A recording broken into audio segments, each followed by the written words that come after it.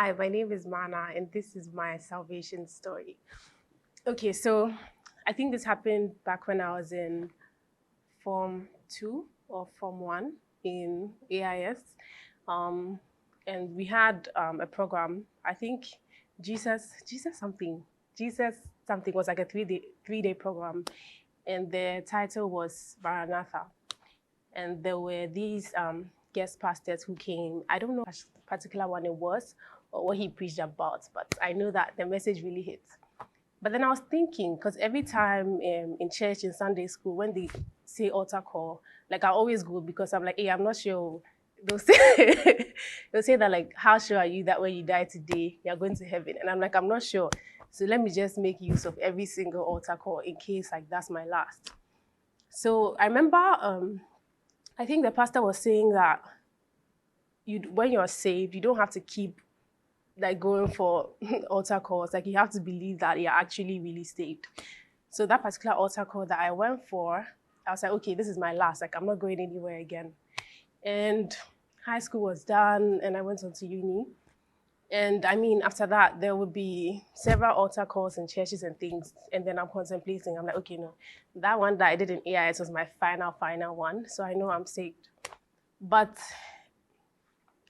everybody goes to uni feeling like, thinking that, okay, this is my get away from home. Like nobody's going there thinking, oh, this is where I'm actually going to meet God. Because the Ifia Koko that we had experienced, this is where I had decided to go and unleash like everything. Because when I was in high school, my sister used to, tell me today they're going here, they're going to this club, there's this, I think Ghana Miss Niger that was always happening. Because I was really looking forward to all those things. And before we went to uni, I had a friend called Lois. And she had told me just like a few days before we actually went, she had told me that, oh, her sister is in this prayer fellowship or Christian group or something.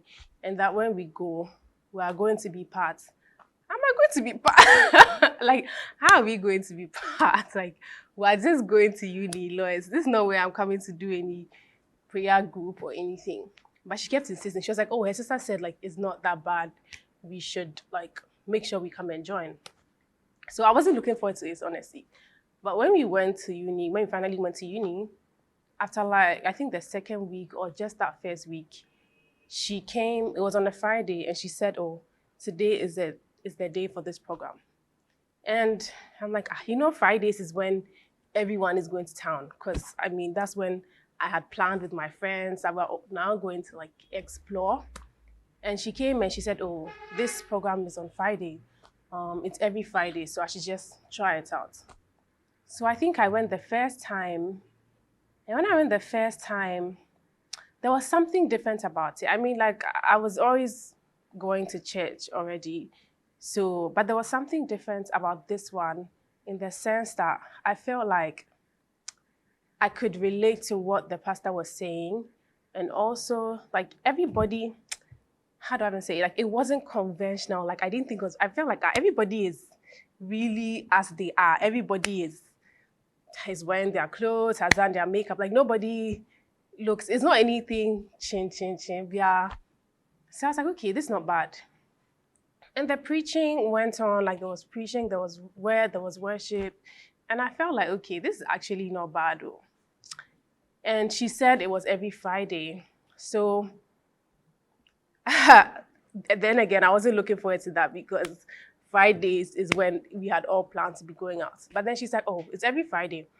And I realized that anytime I went for this program, when I went for this church activity, the atmosphere was really different.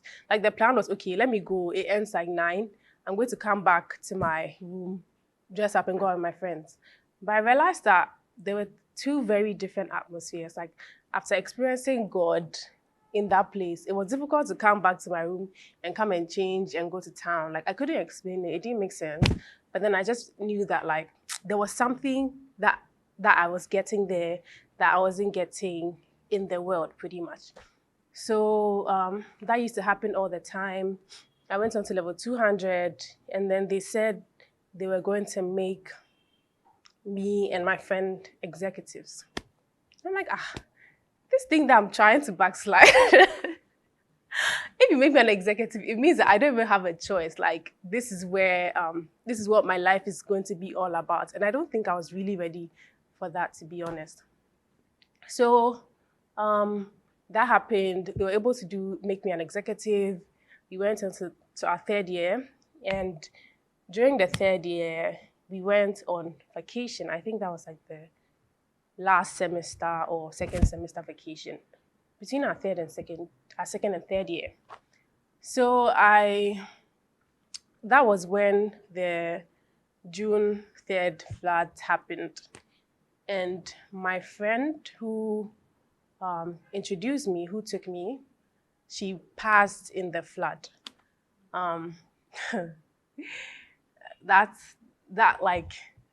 encounter really, really changed my life, because as soon as that thing happened, everything I was getting was, this is a person who led you to God without even knowing it. Like, I realized that that was her assignment in my life, because when I think back to when did I even know God, when did I want to be saved, I can only remember Lois forcing me to come for this church program and everything. So my friend passed in the June 3rd flood. And I remember I had a dream where